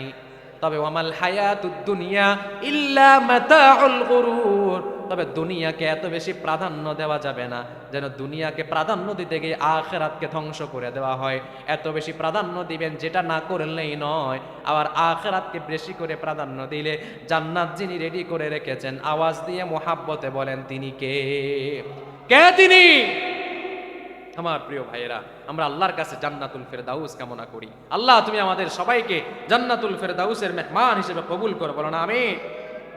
12 নাম্বার হচ্ছে যারা কোরআনের সাথে থাকবে আল্লাহ তাআলা তাদের নামটা গাফেলদের মধ্য থেকে কেটে দিবেন। সুবহানাল্লাহ। গাফেল যারা আল্লাহ সম্পর্কে ভাবে না, চিন্তা করে না, নামাজ পড়ে না, রোজা রাখে না, হজ করে না, যাকাত দেয় না, যাদের অন্তরের মধ্যে কোনো কোরআনই নাই। আল্লাহ রসুল তো বলেই দিয়েছেন, যার অন্তরের মধ্যে কোরআন নাই তার দেহটা হচ্ছে বিরান ঘরের মতো, মানে হচ্ছে যে ঘরের মধ্যে কোনো মানুষ বসবাস করে না সেই ঘরের মতো। অতএব আমরা সেই ঘর থেকে বাঁচতে চাই, সেই অন্তর থেকে বাঁচতে চাই এবং গাফেল বান্দাদের থেকে বাঁচতে চাই।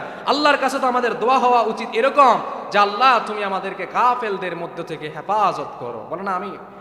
নবী করিম সাল্লাল্লাহু আলাইহি ওয়াসাল্লাম বলছেন, ওয়ামান ক্বারাআ ফি লাইলাতি মিয়াত আয়াতিন লাম ইয়াকতুব মিনাল গাফিলিনা আও কুতিবা মিনাল কানিতিন। রাসূলুল্লাহ বলেছেন, যেই ব্যক্তি কোরআন তেলাওয়াত করবে আল্লাহ তাআলা তার নামটা গাফেলদের মধ্য থেকে কেটে দিবেন, এবং যে যত বেশি কোরআন তেলাওয়াত করবে তাকে আল্লাহ তাআলা তত বেশি বিনয়ী বান্দা বানিয়ে দিবেন। বিনয়ী হতে চান, অহংকার মুক্ত হতে চান, কোরআন তেলাওয়াতের বিকল্প নাই। এজন্য এক হাদিসের মধ্যে এসেছে, আফদালু যিকরি তিলাওয়াতিল কোরআন। কোরআন হচ্ছে এমন একটা কিতাব যেটা জিকিরের কিতাব, সুবহানাল্লাহ বলে। আর এক হাদিসের মধ্যে এসেছে, আফদালু যিকরি লা ইলাহা ইল্লাল্লাহ। জিকিরের মধ্যে সর্বোত্তম জিকির হচ্ছে লা ইলাহা, আর জিকিরের মধ্যে সর্বোত্তম জিকির হচ্ছে কোরআন তেলাওয়াত, সুবহানাল্লাহ বলেন। যারা কোরআন তেলাওয়াত পারেন তারা সব সময় কোরআন তেলাওয়াতই করতে থাকেন, এটা জিকিরও হবে এবং আল্লাহর কাছে আমার আপনার সম্মান বৃদ্ধিকারীও হবে, সুবহানাল্লাহ বলে। আল্লাহর কাছে যদি সম্মান বৃদ্ধি করতে চায়, এই কোরআন তেলাওয়াতের বিকল্প কিছু। আল্লাহ আমাদেরকে কোরআন তেলাওয়াত করতে করতে যেন মৃত্যুবরণ করতে পারে, আল্লাহ আমাদেরকে তৌফিক দান করুন। আর আজকের মাহফিলের সভাপতি সাহেবকে যেন আল্লাহ কোরআনের খেদমত করতে করতে, এতিম যারা কোরআন পড়ে তাদের খেদমত করতে করতে যেন আল্লাহ তাআলা কবরে নিয়ে যান। বলো না আমি। কয়টা বললাম? 11। কয়টা বললাম বলেন? 11 না 12? 12 মনে আছে। আল্লাহ কবুল করুন, বলো না আমি। 13 নাম্বার, এই কোরআনের সাথে যারা থাকবে আল্লাহ তাদের সমস্ত পাপগুলোকে ক্ষমা করে দিবেন। কোরআন তেলাওয়াত যে করতে থাকবে, কোরআন তেলাওয়াত শুধু আপনি করতেই থাকবেন, আপনি দেখবেন আপনার নেক সমূহ এমনিতেই আমলনামা থেকে চলে যাবে, আল্লাহ মোচন করে দিবেন। সুবহানাল্লাহ বলবেন না? তাহলে আমাদের গুনাহ যদি আমরা ক্ষমা করতে চাই, তাহলে আমাদেরকে কোরআন তেলাওয়াত করার দরকার আছে না নাই? রাসূলুল্লাহ সাল্লাল্লাহু আলাইহি ওয়াসাল্লাম বলেছেন, কুমু মাগফিরাতুল লাকুম, কুমু মাগফুরুল লাকুম। রাসূলুল্লাহ ঘোষণা করেছেন, দাঁড়িয়ে দাঁড়িয়ে কোরআন তেলাওয়াত শুনেন, কোরআন তেলাওয়াত করেন, আর আল্লাহ ঘোষণা করেছেন তার সাথে সাথে গুনাহগুলো একসাথে মাফ হয়ে যাবে। সুবহানাল্লাহ বলে। অনেক অমুসলিম আছে, সবাই মাত্র মুসলমান হয়েছে, তারা লজ্জায় কোরআন শিখে না। এ কোরআন শিখার কোনো বয়স? বলেন না, কোরআন শিখার কোনো বয়স? কোনো বয়স নাই। আপনার দাড়ি লাল হয়ে গেছে, দাড়ি সাদা হয়ে গেছে, কি হয়েছে? কোনো সমস্যা না, কারণ এই কোরআন শিখার দরকার আছে না নাই? যারা এই কোরআন সুন্দর করে পড়তে পারে তারা জানে কোরআন তেলাওয়াত কি যে মজা লাগে। সুবহানাল্লাহ বলেন। কাবার ইমাম যখন পড়ে চোখ দিয়ে পানি পড়ে, কি পড়েন? যারা কোরআন বুঝে তাদেরও চোখ দিয়ে পানি বের হয়, যারা বুঝে না তাদেরও চোখ দিয়ে পানি বের হয়। সুবহানাল্লাহ বলেন। এটাই কোরআনের মুজিজা। এই কোরআন শুনে, কোরআনের তাফসীর শুনে মানুষ হেদায়েত হয়, মানুষ কালিমা পড়ে মুসলমান হয়। সুবহানাল্লাহ বলেন। হয় কি হয় না? সেই তাফসীর কারক আমরা চাই কি চাই না? এমন তাফসীর কারক আমরা চাই যার তাফসীর দিয়ে, যার মুখ দিয়ে কোরআনের তাফসীর বের হবে, মানুষ শুনবে, শুনতে শুনতে চোখ দিয়ে পানি বের হবে। আবার দেখা যাবে হিন্দু ভাইয়েরাও থাকবে, তারা বক্তার হাতে হাত রেখে কালিমা পড়ে মুসলমান হয়ে যাবে। এমন বক্তা যেন বাংলাদেশে তৈরি করে দেন। বলেন আমি। বাংলাদেশে বক্তার কোনো অভাব, আলেমের কোনো অভাব নয়, তবে ইখলাস ওয়ালা দাঈর খুব অভাব, তাকওয়াবান দাঈর খুব অভাব। ফ্যাসিস্ট সরকার তাকওয়াবান যারা ছিল সবাইকে জেলে জুলুমে নির্যাতন করতে করতে একেবারে শেষ করে দিয়েছে। তবে তাদেরকে বলা হয়েছিল ফাঁসির মঞ্চে প্রাণ ভিক্ষা চান। কেন প্রাণ ভিক্ষা চাইবে? এই প্রাণ তো মানুষে দেয় না। যেই মানুষ প্রাণ দিতে পারে না সেই মানুষের কাছে কেন প্রাণ ভিক্ষা চাইবো? যেই প্রাণ আল্লাহ দিয়েছে সে আল্লাহর জন্যই কেবল এই প্রাণ, এই জীবন কোরবানি করে দিতে প্রস্তুত আছি না? মানুষ যেহেতু দেয় নাই, মানুষের কাছে ক্ষমা চাওয়ার কোনো প্রয়োজন। আমার প্রিয় ভাইরা, যদি আমি আপনি কোরআনের সাথে থাকি, 14 নম্বরে হচ্ছে আমাদের ঈমানের জ্যোতি আল্লাহ বেশি করে বৃদ্ধি করে দিবে। কোরআন তেলাওয়াত করবেন, সাথে সাথে ঈমানটা বৃদ্ধি হয়ে যাবে। ঈমান যদি বৃদ্ধি করতে চান, একটাই ফর্মুলা, একটাই গ্রন্থ, সেটা হচ্ছে কোরআন। কোরআন বেশি করে তেলাওয়াত করেন, কোরআনের অনুবাদ বেশি করে পড়েন, কোরআনকে বুঝবার চেষ্টা করবেন, তাহলে আমাদের ঈমানের জ্যোতিকে যিনি বৃদ্ধি করে দিবেন তিনি কে? রাসূলুল্লাহর হাদিস, মান ক্বারাআ সূরাতুল কাহফ ফি ইয়াউমিল জুমআতি আযআ লাহু নূরুম মা বাইনাল জুমআতাইন। নবী করিম সাল্লাল্লাহু আলাইহি ওয়াসাল্লাম চমৎকার করে আমাদেরকে জানিয়ে দিয়েছেন, যে ব্যক্তি সূরাতুল কাহফ সব সময় তেলাওয়াত করবে, খাস করে জুমাবার দিনে যেই ব্যক্তি সূরা কাহফ তেলাওয়াত করবে, আল্লাহ তাআলা পরবর্তী জুমা আসা পর্যন্ত তার জীবনকে নূর দ্বারা মুনাওয়ার করে দিবে। যদি জীবনকে রাঙ্গাতে চান, প্রত্যেক শুক্রবারে সূরা কাহফ পড়ব ইনশাআল্লাহ। 15 থেকে 14 পৃষ্ঠার একটা সূরা। এই সূরা আমরা যদি পড়ি, আমাদের জীবনকে আল্লাহ আলোকিত করে দিবেন। সুবহানাল্লাহ বলেন। অনেক সূরা আমরা জানি, ফজরের পরে সূরা ইয়াসিন একটু পড়ে নিবেন, যখন যোহর হবে যোহরের পরে আর রহমানটা একটু পড়ে নিবেন, যখন আসর হবে সূরা নাবাটা একটু পড়ে নিবেন, যখন মাগরিব হবে সূরা ওয়াকিয়াটা একটু পড়ে নিবেন, যখন এশা হবে তখন সূরা মূলটা একটু পড়ে নিবেন, তাহলে দেখা যাবে কাল কিয়ামতের ময়দানে আল্লাহর কোরআন, কেবল কোরআনের সমস্ত সূরা আমাদেরকে শাফায়াত করে জান্নাতে নিয়ে যাবে। আল্লাহর কোরআনের সূরাগুলোর শাফায়াত আমরা চাই কি চাই না? একটা হাদিসের মধ্যে পেয়েছি নবী করিম সাল্লাল্লাহু আলাইহি ওয়াসাল্লাম আলিফ লাম মিম সাজদা এবং সূরা মুলুক, এই দুইটা সূরা পড়া ছাড়া রাসূলুল্লাহ জীবনেই কখনো ঘুম যেতেন না। আগে দুইটা সূরা পড়ে নিতেন, তারপরেই কেবল আমাদের রাসূল ঘুমাতে যেতেন। আল্লাহ, আমাদের জীবনটাকে তুমি আমলে জিন্দেগি বানিয়ে দাও, আমল দিয়ে আমাদের জীবনটাকে তুমি পরিপূর্ণ করে দাও। আমল দিয়ে জান্নাতে যেতে হবে, আমল ছাড়া জান্নাতে যাওয়ার কোনো সুযোগ না হলে বক্তাও জাহান্নামে যাবে, শ্রোতাও। শ্রোতা বক্তা সবাইকে আমল করার দরকার আছে না? না, আল্লাহ কবুল করুন, বলেন আমিন। আমি সংক্ষিপ্তভাবে শেষ করছি। 15 নাম্বার হচ্ছে, যে ব্যক্তি কোরআন তেলাওয়াত করবে, কোরআনের সাথে যে ব্যক্তি থাকবে, আল্লাহ তাআলা তার অন্তরকে প্রশান্ত করে দিবেন। সুবহানাল্লাহ বলেন। মন খারাপ, কিছুই ভালো লাগে না, আপনি কোরআনটা খুলেন, কোরআনটা তেলাওয়াত করতে শুরু করে দেন, তাহলে দেখবেন আমার আপনার অন্তরকে যিনি প্রশান্ত করে দিবেন, আওয়াজ দিয়ে বলেন তো তিনি কে? তাতমাইন্নুল কুলুব। যদি অন্তরকে প্রশান্ত করতে চান, একটি প্রশান্ত চিত্তে যদি আত্মা চান, প্রতিদিন কোরআন তেলাওয়াতের কোনো বিকল্প মাধ্যম নাই। প্রতিদিন কোরআন তেলাওয়াত করেন, দেখবেন সমস্ত রকমের ঝামেলা আপনাকে যিনি আসান করে দিবেন। মুহাব্বতের আওয়াজে বলেন তো তিনি কে? আর জোরে বলেন তিনি কে? অতএব মনটা ভালো নাই, কোরআন তেলাওয়াত করতে থাকুন, দেখবেন মনটা এমনিতে ভালো হয়ে যাবে। মনটা ভালো নাই, দিলটা ভালো নাই, আল্লাহ নামের জিকির করতে থাকুন, তাহলে আমাদের মনটাকে যিনি ভালো করে দিবেন তিনি কে?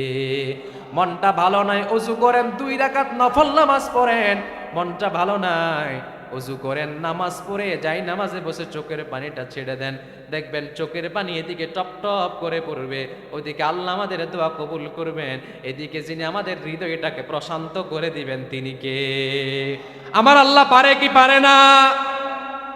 আমার প্রিয় ভাইরা, কত নাম্বার গেল বলেন? 15। কত গেছে?